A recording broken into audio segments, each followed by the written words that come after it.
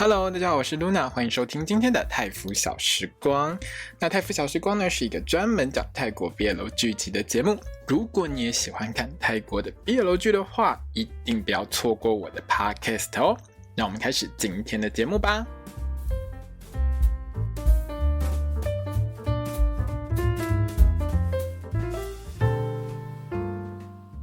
萨瓦迪卡，我是 Luna， 欢迎收听今天的泰服小时光。我们今天要聊到的是《王帝 Good Day》娇妻如许的第5集。这一集我真的觉得我们导演 Pigov， 你真的是一个很喜欢自肥的人哦，而且你很喜欢棒状物。对，这一集后半段好多一根一根的棒状物呢，现在到底是怎么回事？迪丁阿嬷抱着那一只大屌娃娃这么粗然后病人的家属送2根棒棒给我们的迪还有亚克吃，那2只看起来是真的蛮好吃的，我也想吃看看然后还有什么有呀，你的椒，你的香蕉好大根好大根，最后还有2根牙刷。现在是怎样，所有的东西都变成棒状条状吗？是我脑袋有问题吗？不是吧，这跟我的脑袋没有问题，我脑袋很清楚好吗？后半段这种棒状物大集合到底发生什么事情？好，那接下来这一段呢，就是我们要聊一下 GMMTV 这部戏的周边商品终于上架开卖咯。如果你觉得太长的话，你可以把它整段跳过去，因为我真的觉得这一段会蛮长的哦。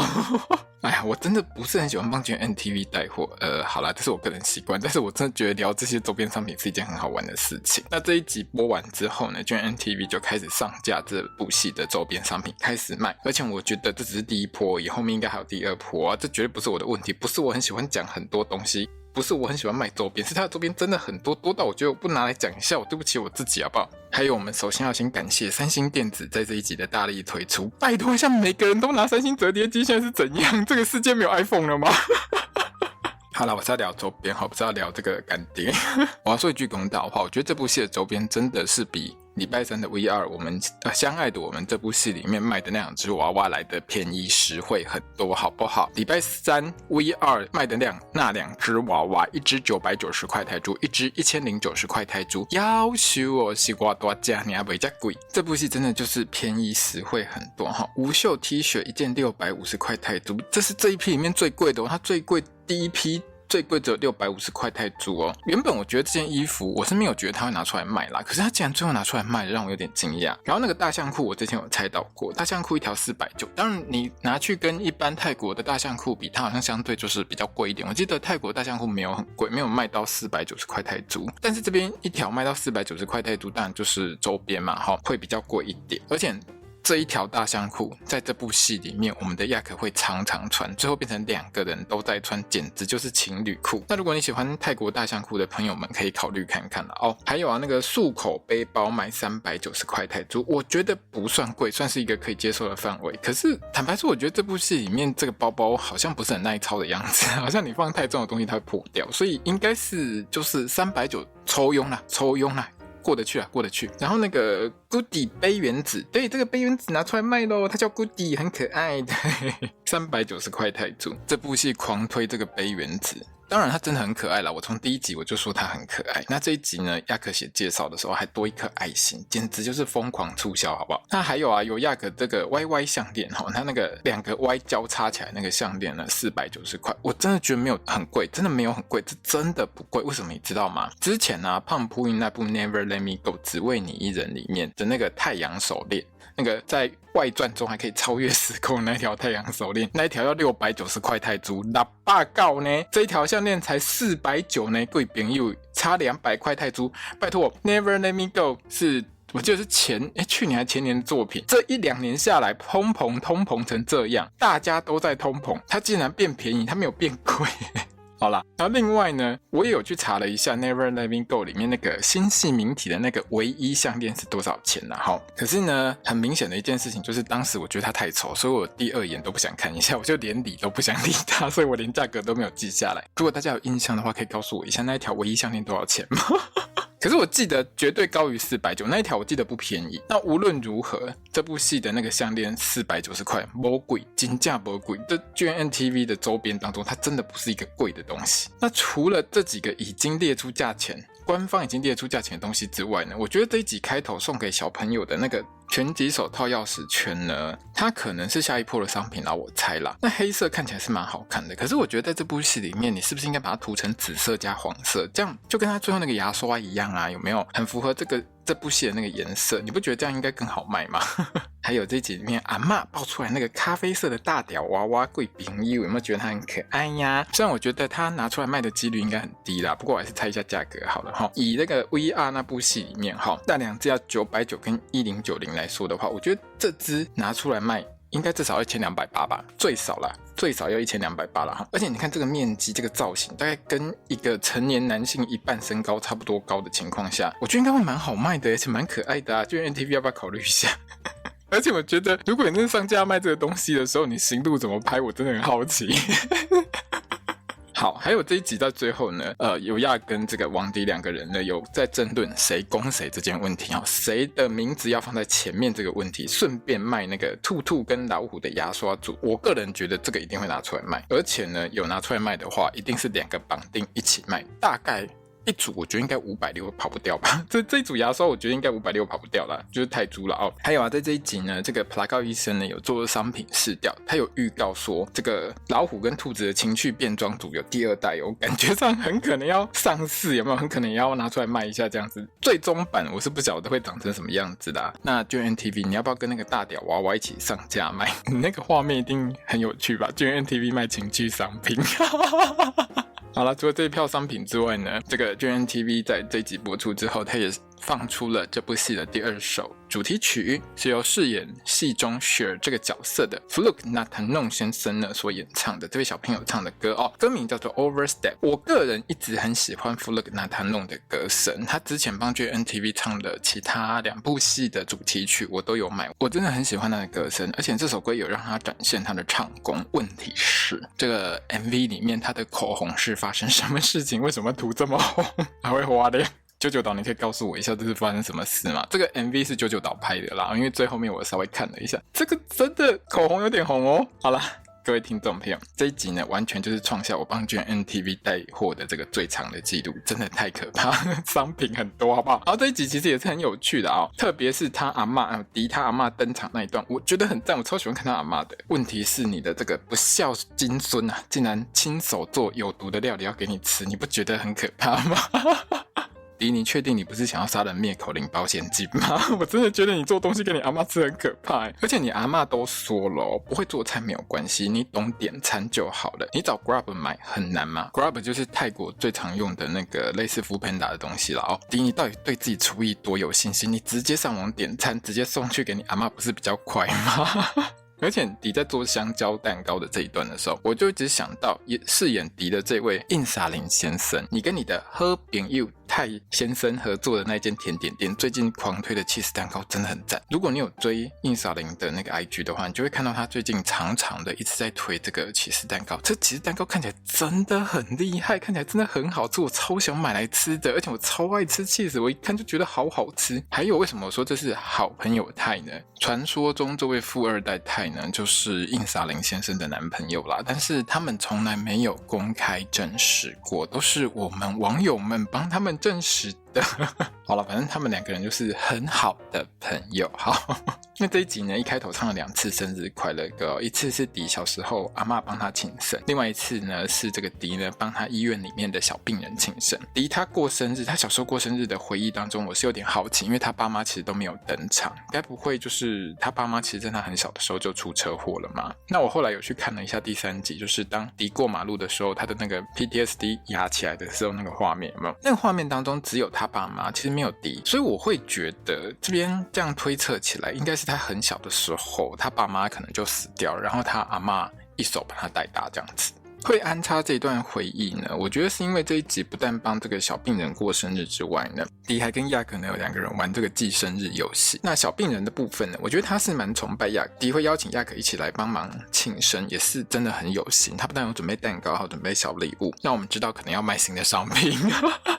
好了，让我们知道迪呢是非常重视生日这件事情，所以没有意外的话呢，我觉得之后可能会安排，比如说像亚克帮迪庆生，或者是迪帮亚克庆生之类的这种桥段。然后我看到他们帮小病人庆生的时候，其实我有点害怕啦，因为这个小朋友就是很可爱，但是因为他得的是类似骨癌的东西，所以我真的觉得小朋友你要好好活下去，不要在最后挂掉，好不好？虽然说你拿小朋友当祭品，让迪很难过，然后最后哭倒在亚克怀里面，这画面是很美，没有错，我可以想象得出来。可是问题是我看到这画面我会很难过耶，我比较希望这个小朋友可以好好长大，编剧大人麻烦你饶了他好吗？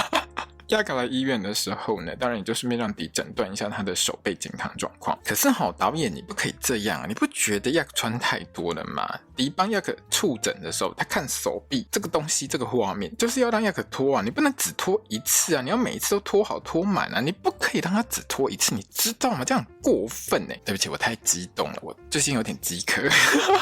好了，我真的觉得反正都脱了，你就让他脱嘛，对不对？专业一点好吗？这段整间的互动当然跟脱不脱衣服是没有关系的，这边主要不是那个医疗行为，他是在玩一个记生日游戏啦。因为迪非常自豪说我有过目不忘的能力，好吗？别人的生日我都记得起来，我记忆力超强的，包括我什么学长学弟啦、教授啦、病人我都记得起来，一目十行，过目不忘。好不好？亚克就开始一直考试啊，那个外面的护士啊，那个谁谁谁的生日啊，或连续考好几个，他都考不倒迪。可是亚克也不确定迪给他的是不是正确答案，因为他就随便问谁的生日，然后迪就回答他一个那个人的生日是几号几号。可是亚克根本就没有标准答案啊，他一脸就觉得迪会唬烂，你都是随便乱讲的，我不相信你绝对是在骗我，你怎么可能记得起来？所以最后亚克就很认真的决定问迪说：“你这么会记是不是？你所有病人的生日你都记得起来是不是？那我的呢？你告诉我一下。”然后迪马上就缩回去：“你几秒前才说你学长学弟教授病人你都过目不忘的哦，然后你就要回去偷看资料，你现在发生什么事情？”结论就是谁的生日他都记得，就是不记得亚克的生日。贵朋友，你看到这边你有没有觉得，其实你老公或你老婆总是忘记你生日的原因，就是因为他们太爱你咯，所以他都记不起来哦。看到这边你有没有觉得比较舒服？完全不会，我知道。反正迪在这一段就是一直偷看，一直偷看，一直想要先偷看一下那个亚克的基本资料，他就是不记得嘛。你才不是记忆力高强好不好，迪医生，你就是很会偷瞄的那种人 OK。 那这边呢其实有告诉大家，亚克的生日是12月6号，他是射手座的先生，射手座没错，果然是个性爱机器。好，迪呢就很会唬烂，很会骗人，他还会糊弄亚克说：“那现在我赢了，你要请我喝咖啡。”之后亚克就觉得很奇怪，我什么时候跟你差赌过？我要跟你赌咖啡？没有吧？他这边碎碎念到最后，但是他身体还是很诚实，你知道吗？他还是请迪喝咖啡，真的是傲娇。然后呢，就到我们这部戏的导演皮科夫的这个自肥时间咯。什么叫自肥时间呢？各位听众朋友，如果你常常看泰国 BL 剧，就会知道泰国 BL 剧就是特别是GMMTV 家的导演都很喜欢自己跳下去演个不重要的角色，或演个路人这样子。比如说像 P.O.F 啊、P5 啊或 P.D 都有演过，然后他自己会去露个脸这样子，演其中一个不是重要的小角色这样。可是问题是他们几个都没有 P.O.F 你这么夸张好不好？你还帮自己加台词哦，我也很喜欢看拳击赛，因为我很喜欢看巴特拜托一下，你可以这么不掩饰你的喜好吗？你演得这么自然，演到都让我觉得你把我的心声讲出来。好，那最近呢，就是这部戏播出呢是大概在6月1号的这一天就是星期六，6月1号星期六这一天，刚好是这个曼谷的不能说是曼谷啦，是全世界的同志骄傲月，所以曼谷呢也举办了同志大游行。那如果你有追这些泰国艺人的 IG 或者是追他们的一个 X 平台，就是推特的话，你会看到很多照片，像是我们的Earth小地球每年它都好漂亮，还有很多 BL 圈的男神女神之前我记得像是好像5月31的时候硬袜就有去嘛，然后昨天 TT 也有去，然后这个 Agfa 也有去，就是 BL 圈跟 GL 圈的男神女神这几天呢都共襄盛举，有去走一下这个同志大游行。我记得去年好像 Mosbank 也有去，今年他们应该也会去，我猜应该会有啦。但是有时候你知道照片很多，我有时候看过我就忘记，不管。但是很多 BL 圈跟 GL 圈的艺人在6月的这个大游行，他们都是会力挺的那像小地球基本上类似公开出柜的，他当然也是一定会去，而且他每年都超漂亮，他真的很美。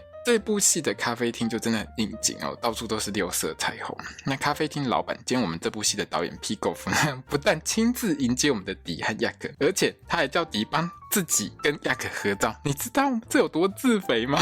我也想跟 Grey 拍照好吗？我超想的好吗？导演自肥完之后，当然要继续跑剧情，然后这边就提到亚克的这个拳王排名赛，他是用挑战制的，所以他其实是可以越级打怪啦，但是他就是没有想说直接挑战世界第一这样子。这一集其实他哥哥欧爷有去谈那个比赛的时程，后面有讲。那我想啦亚克说不定不用到他之前预估的4个月，可能很快就会打拳王战这样子，所以他可能打拳王战这个东西有可能不是很后面的戏份，他可能中段就会出现，因为现在才第5集嘛。这个时候呢，普拉告医生突然就给他冒出来，一直狂问这个商品的试用心得。你们2个人拿那个老虎跟兔兔的情趣变装组那个睡衣回去睡好不好用啊？归婚满分5分请给分，这样一个给5分，一个给4.5，真的不错。然后普拉告医生还预告会有下一代新商品，请问一下你多想要卖情绪商品？你到底是想当情绪商品供应商，还是你想要当医生，还是你就是觉得斜杠很快乐？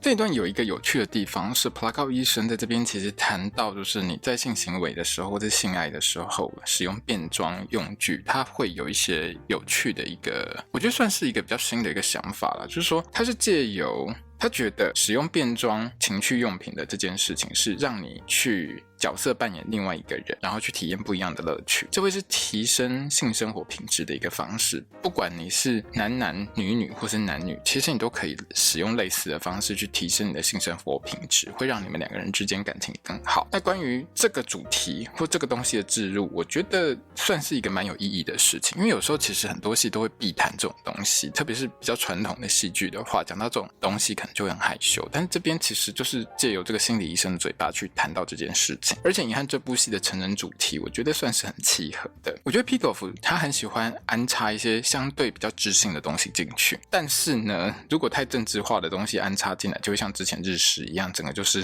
让你觉得头很痛。但是这部戏因为它是成人主题，就可以用很多很欢乐的方式置入，我就觉得它放进来的方式是很好。然后呢，我们的亚克还是一直觉得迪在唬烂他，那反正普拉告都来了，就问普拉告，你生日什么时候？迪还真的没有乱讲你知道吗？亚克就觉得我输了，很讨厌，可恶，这咖啡是我请的，我不给你喝了，哼。然后他就把2杯咖啡都抢来喝。这一段啊，我有截图。你知道 Greg 在这一段真的很可爱，他生气脸真的很可爱。Greg 他本来在棋台，然后他到进入 NTV 之后有2部戏嘛，第一部是那个江南美人，然后第2部戏是这一部戏，他一部比一部可爱。江南美人里面他也是超可爱的。然后之后的某一天呢，亚克跑去迪他家打炮嘛，然后打完炮之后就就地聊起来。这2个人真的很不喜欢在床上做爱，你知道吗？明显他们就是在客厅做。然后2个人呢就开始讨论要怎么帮亚克型男大改造，让亚克呢去追 Tam 的时候可以更加分。迪在这边就推荐那个文青风的衣服啊、裤子啊、包包给亚克，然后亚克就觉得，拜托我在泰国你叫我穿这样，外头洗吧，很热冷吗？超热的好吗？然后迪就告诉亚克说，你就认命吧。而且他和亚克就好好弄头发，这样会更帅。当迪在摸亚克头发的时候，2个人又进入那个晕船模式，2个人都在晕。最后呢，亚克还亲了迪一下，谢谢迪给他这么多建议。你知道这个画面就很甜，我是还蛮喜欢这个画面啊，所以我有截图放在我的粉专上。这部戏到这一集多半还是用迪医生的角度在说故事，对于亚克的内心刻画，我觉得相对就是比较少，他都是用画面，他并没有可能用亚克跟他的朋友或跟他的兄弟大量聊天去讲出他内心的想法。像上一集他跟雪儿的聊天其实也相对也是比较短的，但我是比较希望说之后可以让大家多看到亚克的想法，他心里面的想法是怎么转变的，我觉得这是蛮重要的事情。到目前为止这一集里面，其实我们可以看得出来亚克对迪是有蛮多的一个好感可是亚克就是很坚持要把 Tam 追到手啦。所以到底现在的情况是亚克你没有想清楚，还是你根本就没有意识到比起 Tam 其实你更喜欢的是迪医生呢？这个时候呢，一个门铃叮咚，让迪觉得很奇怪，我又没叫外送，我又没叫货，到底是谁来按电铃呢？这一集的重点就是林阿嬷来咯，阿嬷到咯。那阿嬷呢这一集会跑来是因为呢老人院有志工活动，他觉得很吵，他就来给他精神 surprise。 结果一进门阿嬷就觉得闻到佳明不是闻到有男人的味道。好啦，各位听众朋友，如果你懂我在说什么，就知道有时候就是做完会有味道嘛。好，我们不用讲太多哈。这个阿嬷就身经百战，连做到保险套都面不改色，拿起来问他金孙哦，你用这个 size 哦。如果你不懂这一段的话呢，你就稍微想象一下，差不多就是令阿嬷做到你的那个冈本大黑马的时候，用很奇妙的表情问你说哦，乖孙呢，你用大黑马哦，差不多就这种感觉了哈。拜托一下，这个阿嬷这么精明，亚可你怎么可能躲得过阿嬷的华眼？裤子都还来不及穿好，就马上被抓奸了。最后呢，就变成莫名其妙的见家长啦。阿嬷很聪明啊，狂聊，他们没有条列式问案，好吗？不像是在侦办案情这样，你给我回答什么什么什么，没有，阿嬷就慢慢聊天。慢慢等你们说谎，说到自己都说不下去，迪就只好一直乱讲哦，亚可来我家睡是因为他家冷气爆炸啦齁，出一堆事情就恐怖啊，拜托一下，谁会相信？我都不相信，好不好？你阿嬷内心完完全全就是确定你就是喜欢这个猛男，这个拳击手就是你喜欢的人，而且你阿嬷还很懂帮你助攻。直接在亚可面前说哦，原来他就是你喜欢看拳击的原因哦。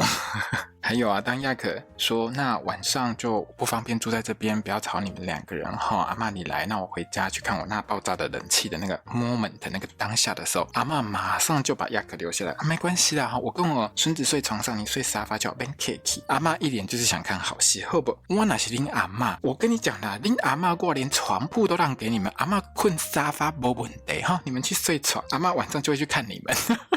然后这个阿嬷真的很厉害，她拿着一只那个大屌娃娃直接敲她金孙的头，我真的是笑出来，你知道吗？这戏真的很敢玩，简直已经快要跟 GNTV 之前那一部乱挥假屌的那个扭曲效应的 What Effect 一样，真的是很好笑，什么东西都拿出来玩。那阿嬷好不容易跟她金孙单独相处啊，当然要问清楚说你和这个男人到底是什么关系，你给我讲清楚。好，那迪呢当然只坦白一半，而且疯狂否认，我跟亚可没有什么关系，我对他没有感觉哈。你哪一边觉得你阿嬷会相信你的话，我怎么看我都觉得你阿嬷完全不相信你啊！话没撒掉，你阿嬷还跟你玩装睡的人叫不行，好不好？拜托，你斗不赢你阿嬷啦！你阿嬷段数这么高，跟你阿嬷多学学啦！哦，孩子，然后亚可你也是很糟糕，你满口说要追甜，结果你竟然在这边跟迪说你没有抱着迪睡觉睡得不习惯，伪惯习，你知不知道你这已经几近是渣男发言了？迪没吐槽你，我都想狂吐槽你，好不好？你确定你这样是喜欢甜吗？你是不是搞错什么事情的？然后你亚可还在那边一直在那边塞奶，一直在那边奶迪说拜托了，给我抱5分钟，让我充个电好不好？可是你最烂的是，你睡下去之后，你竟然还问迪说：“你真的觉得甜会喜欢我吗？”靠北啊，这是什么问题？我看到这一段的时候，我脏话都出来了。这是什么三小问题？如果你不是长得这么可爱、这么帅，你肌肉这么大颗的话，我早就说你是死渣男了，好不好？你发生什么事了？那我们迪医生啊，一被问了之后，马上醒过来，完完全全就是开始在内心告诉自己说：“我们只是假交往，我们只是好朋友，我们只是好闺蜜而已。我没有，我喜欢他，但是我不能说。”那个脸就是那个样子，然后下一秒阿嬷突然冲出来，两个人被阿嬷吓到魂都快飞了，好不好？都跟你说了，人老了就是坐着很想睡，躺下睡不着。OK， 我现在越来越是这个样子。你很会装睡，你阿嬷比你更会装了，好不好？最后呢，变成温馨的祖宗三人喝红酒、弹吉他、开趴，然后亚可还帮阿嬷拍片。我真的觉得这个阿嬷很可爱，而且她戴那个兔子耳朵真的就勾追。还有一件事情我真的要讲，你这栋大楼爆没啥，这样在那边弹吉他、唱歌，你们家邻居都不会抗议，你们家邻居人真的很好欸。好了，各位听众朋友，因为现在呢，我家外面真是狂风暴雨，刚好遇到有台风来啦，所以呢，你如果听到很多风雨的声音，就请大家原谅一下，当作是那个背景音乐啦哦。好了，我们回到这部戏哦。那阿嬷大概有猜到亚可呢也是喜欢迪啦，所以在回老人院之前，还是告诉亚可说：“你要好好照顾我孙子哦。”我是比较担心亚可那个脑袋不知道在想什么，后面会不会做很多莫名其妙的事情虐待我们的迪，好吗？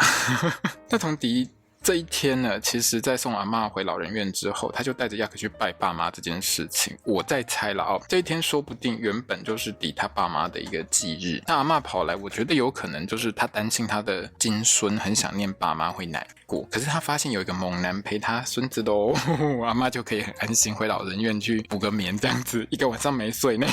那亚可能就很持续很尽责的要当一个男朋友，他就一直在那个蒙阿波啊叫迪介绍一下，介绍我一下，我是你男朋友好不？而且他一直跟迪说我是认真的，你要介绍我是你男朋友，迪完全就不想讲啊，我也是傻眼，你知道吗？你一边说你想追甜，然后你一直叫迪介绍你是他男朋友。不是假男友，是男朋友，要介绍你是他男朋友给他爸妈听，你真的不怕敌他爸妈就是直接在龙阿波里面气到弹出来，然后这部片变鬼片吗？我真的觉得迪可能很怕他爸妈会气到弹出来，所以他最后用实话，他跟他爸妈说实话，介绍他的假男友，他叫亚克给他爸妈认识。那说到 Tam 这位女生呢，这一集亚克有去学校，那她也有用心的追 Tam， 穿的人模人样的简直畜生变成人啊，不是越来越帅，整个就是文青，好不好？跟之前这个由这个 AJ 所饰演的 On 呢，就是一个模子印出来，穿西装啊，有没有？还打个领带啊，然后穿长裤啊，还有外套，整个看起来就很热。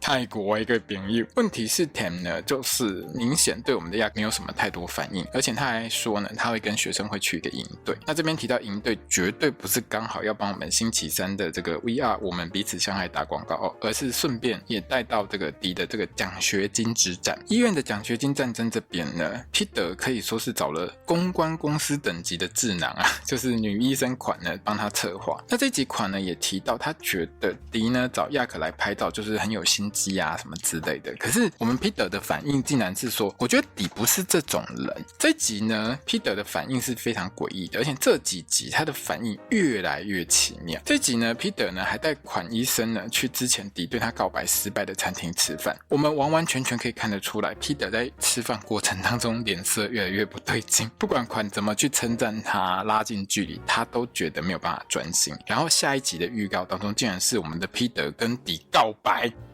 难怪我们的款医生最后会去爱女生，渣男真的不可信。好啦，各位朋友，如果你不懂的话，不懂这个梗的话，为什么款医生会跑去爱女生呢？饰演款医生这个角色的 Amy 呢，其实她已经决定会主演 GNTV 的下一部 GL 剧，叫做 Us， 她就是女主角，她最后在戏里面也会爱上女生。好啦，这个梗是这样来跟大家说明一下。好，那因为 Peter 这边的宣传很专业啊，所以迪这边呢，3人小组也会紧张，所以开始讨论。那亚可身为目前他的公开的男朋友，当然也要出席啊，跟大家聊一下天，好计划一下，力挺她老公嘛，对不对？最后还打包票说没关系，活动我来办，场地你准备，看瓜欸。结果他自己差点迟到。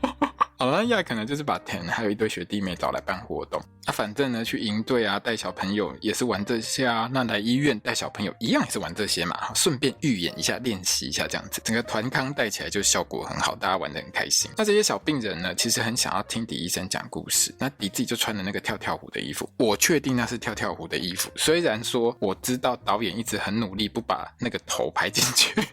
那亚可那个兔子装我就看不出来是哪个卡通了哦。然后这一段我觉得 Great 演得很好，一开始他就演出一个万不情愿的样子，然后最后呢就好我豁出去，你知道这个脸部表情到他豁出去的时候又很无奈的那个超可爱的兔子脸，我真的觉得很写实很可爱，而且我有拍照。这一段我真的很喜欢 Great 就是他在这部戏就很可爱。那活动结束之后呢，迪和亚可呢就送这个 Tam 他们离开嘛，还顺便聊了一下。重点是当亚可抓住Tam 的手的时候，大家会明显看到 Tam 他的表情是很尴尬的。比较懂读空气的人大概一眼就知道 Tam 根本不会喜欢亚可啊。大家其实当观众的，我们看到那个画面的时候，是不是你就是一秒就会知道 Tam 对亚可就是存在着一种抗拒感。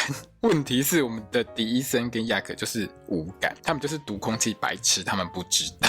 Tam 他很顺便的助攻一下他告诉迪说，如果亚可不觉得你是一个很好的人的话，他才不会送你这条项链。问题是我觉得亚可自己本身大概搞不太清楚为什么要送项链给迪啊。我一直觉得说亚可这个人就是他想到要做什么就做什么，他就是一个全凭直觉的状态。在他送项链的那个当下，我并不觉得他是特别为了给迪什么东西他才给他这条项链。大家不要忘记一件事情哦，这条项链他在给他的那个场合那一幕是迪不给他亲，然后不给他亲的时候，亚可呢就直接把项链挂到他的脖子上，然后亲项链问他说那这样可以吗？所以我觉得当迪听到这句话的时候，听到 Tam 跟他说的这句话的时候，他也会觉得 Tam 你是过度解释啊。拜托，如果我是迪，我想到那个当下，我只会觉得说你是因为我不让你亲，所以你换个方式亲而已。我觉得至少对我来说，我很难觉得亚可把项链给我，如果我是迪的话，我觉得亚可把项链给我并不是充满了肯定或是爱的那种表现，你知道吗？之后呢，两个人就开始一直棒状物游戏，一直玩棒状物，一直吃棒状物。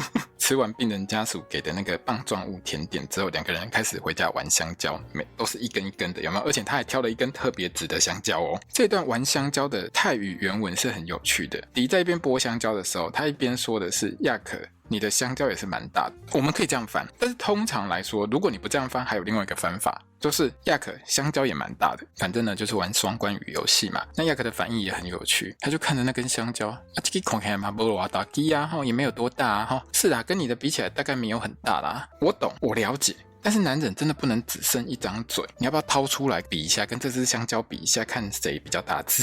我很想看啊。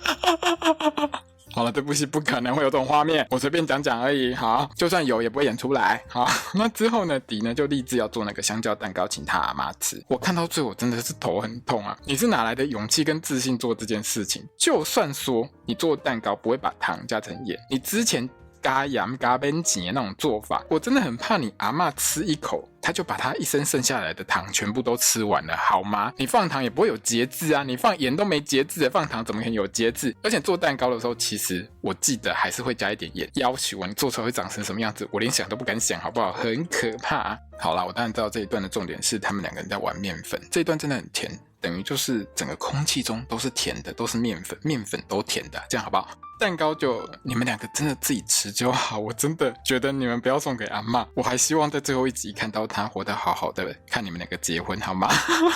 在烤蛋糕的时候呢，这两个人就在阳台听音乐啊，促销一下我们这个谷底杯原子，还有我们这部戏的最新单曲。这一段呢，亚可的表情就很值得研究，因为这首单曲的歌词其实是在讲越线爱上你的一个内容。听到最后，亚可突然好像觉得哪边不太对，是不是我再听下去我就会越线，我就会爱上迪呢？整个就很尴尬，把它关掉。你知道看到这个画面的时候，我真的是满头问号，你脑袋到底装什么？有亚先生，你到底发生什么事情？迪在你身边的时候，你就一直疯狂的发情，一直狂撩迪，还一直坚持说你要追甜。你一边撩迪，一边说你要追甜。你知道这跟你一直跟你的女朋友说我很爱我老婆，可是我也很喜欢你，这种是渣男发言，你知道吗？你有老婆了，你有也要追的人了，然后你还一直跟另外一个人说，我觉得你在我身边，我觉得很棒。现在是发生什么事情？这就是渣男啊，你知道吗？那好死不死呢，最近泰国 PM2.5 真的很严重，听说清迈的 PM2.5 非常严重，大家去泰国玩之前，或者是你到泰国的时候，你还是要查一下，如果那一天 PM2.5 真的很重的话，请尽量挑在室内活动，比如说去百货公司会稍微好一点。迪呢突然眼睛沾到灰尘啊，他就很需要别人帮他吹一下这个时候亚可就帮他吹啊，很努力帮他吹下去。吹下去之后，你亚可竟然顺便再撩一下迪，说你的眼神看起来很甜啊。讲完之后又想要亲下去，刚刚好被烤箱叮给打断了。嘿，那我们的迪呢就跑去看他的烤箱，看那个蛋糕，看到最后还是在看亚可啊。你知道迪那个脸就是，我觉得亚可应该不是真的喜欢我，可是他看起来又像喜欢我，而且我喜欢他，我要怎么办？那亚可能他是自己还陶醉在迪的那个甜美眼神当中，还用他的爱继续促销那个谷底杯原子，写一个 IG 贴一张照片，下面还给他放一颗爱心。现在是怎么样？发生什么事情呢？为什么变成这样？我稍微冷静了一下，想了一下啦，我觉得亚可的这个人设，除了他是双性恋之外，我觉得他本身可能是对于性冲动还有喜欢是没有办法分清楚的人。很多时候我觉得，特别是在这2集，我觉得亚可的表现是他对于迪是有喜欢的感觉，但是这种喜欢的感觉会引发他的性冲动。可是亚可会很直觉的觉得他是有性需求，他只想跟迪上床。然后亚可他自己很有自信，他觉得他是性爱分离，他很清楚什么是性，什么是爱。但问题是，当你的鸡鸡硬硬的时候，也可能是你真的喜欢对方啊。你很喜欢某个人的时候，你也是会硬起来的我是男生，我懂啊，好不好？先生，不是说性爱分离你脑袋就可以真的把它分开，没有这么简单。如果性爱分离这么简单，现在不会有这么多纠纷的啦。而且在你打完炮开圣人模式的时候，你对敌还是很有反应啊。请问一下，这个是性冲动吗？也可能因为你想要做第2次。但是问题是，这就是一种喜欢啊。至于亚可对 Tam 呢，我觉得他对这个女生是一种长期的依赖感，这是一种喜欢。我觉得我不否认这就是一种喜欢，可是我也很同意上一集雪儿所说过的，雪儿不确定亚可比较喜欢谁，但是亚可自己完完全全没有好好考虑过这件事情。那说到雪儿跟欧野呢，这一集他们两个很可爱，雪雪一直怀疑欧也有小王好不好？那一开始我觉得雪可能是因为他生日，然后欧也记不得，他就很生气，因为前面都在讲生日嘛，我就觉得可能跟生日有关系。那雪在闹脾气，可能是因为欧也忘记他生日之类的，结果不是，是更严重的事情。欧也呢，大概平常睡觉的时候都会抱着她的老公雪儿睡觉，而且一周可能会做很多次啊，拼命做爱这样子。问题是最近他们两个人在床上打炮的时间显著的降低，这让雪儿觉得孤单，觉得寂寞，觉得冷，觉得不对劲，好不好？以前这么爱做，现在都不做，现在是发生什么事情了？你是不是在外面吃饱了回来都不跟我做？你是不是在外面有小王？你说，雪儿这怀疑我完全赞成啊，拜托一下。很多男人就两个人谈恋爱久了之后，就真的不会想做啊。当然，这中间有很多理由啦，外面有小王是其中一个可能性，但不是绝对，真的不是绝对。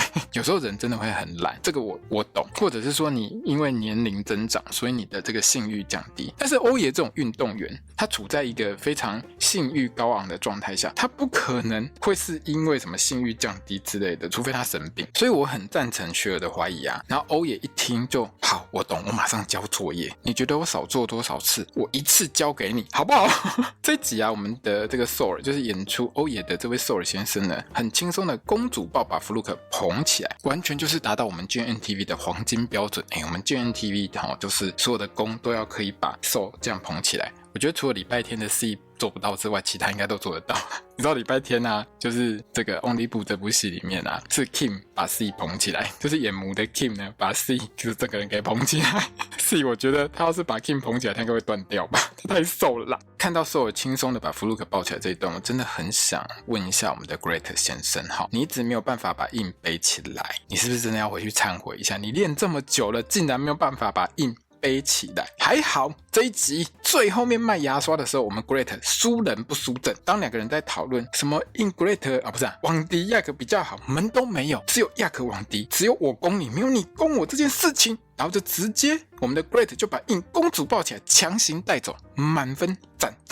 血池有没有？这一段也是很有趣啊！我觉得这部戏里面很多东西，就是他把很多生活当中两个情侣、热恋中情侣会有的一些互动，真的都很踏实、很扎实的写进去。那虽然说我们的欧爷呢乖乖交完作业，大概做了很多次，可是雪就是不放心啊。各位听众朋友，我相信你们都懂，这种事真的不能等其中一方开口，等其中一方开口，事情其实就已经很大条了。雪当然会觉得说，如果不是我开口，你根本就忘记我了，你才不会想跟我做。我就觉得你在外面可能有别人啊。然后雪就跟踪欧爷，一直想要看欧爷是不是有小王，结果马上被反杀，被抓到。雪真的很不会藏啦，他就不是像欧爷那种运动员，有没有可能视力很好啊，反应很快之类的。还好啦，欧爷真的没有小王，他是去开会。他真的是去谈公事啊，没代志，好，没代志。但雪儿呢，这种 S 级的好男友真的是不可以放过人家，好不好？他帮你持家，他很懂情趣，他又很爱你，这么优的男朋友，你要是真的有小王，你真的该死啊你。好了，那聊一下下集预告。下集预告真的很惊人，好不好？我们 Peter， 你第一集说你自己是钢铁直男，你下一集第6集告白，你化成下面待机啊！而且普拉高医生还说，我觉得 Peter 他已经发现自己是个 gay， 他真的喜欢你，要挟我。下一集呢也要播出2对情侣的曼谷市区观光，促销一下曼谷的景点哦。那哪2对情侣呢？就是这个欧爷跟雪儿，还有我们的主角亚克跟迪，他们2对会一起出游。我之前有看过剧照啦，所以我知道迪跟亚克他们2个会穿情侣大象裤，等于就是一直在促销这个裤子，有没有？如果你喜欢大象裤，因为大象裤其实是泰国很有名的一个特产，那如果你喜欢泰国的大象裤的话，其实可以考虑买一下啦。当然它就是比一般的大象裤贵。那这部戏前2天有说到过，它已经拍到 Q30 了，所以我觉得大概快杀青了。因为这部戏12集的话，顶多就是30、31个 Q、32个 Q， 我觉得应该差不多就该拍完了，应该不会拖太久。看那个剧照啊，大概应该是去外服玩水啦，所以应该是会出外景。Q30 如果拍到这个东西的话，我觉得他们2个去外面玩的这个场景可能是比较后面的集数才会播出来，所以我们还是可以期待一下他们去外面浪漫约会哦。那这部戏昨天晚上播出之后，在 X 平台就是推特呢，它上面最高就是只有到达第3名，累积到早上推文量大概是 80K 左右，真的不算多啦，是有比前面几集成长啊，可是还是有很多成长空间，好不好？那喜欢 Great In 的话，大家记得这个戏播出之后当天多转推一下，帮忙推一下啊！这个多转推一下，他们有红起来，他们就会有下一部戏，请大家支持一下好不好？我真的很期待下一周他们两兄弟带男人出门的这个 W 约会啦，希望内容可以很甜。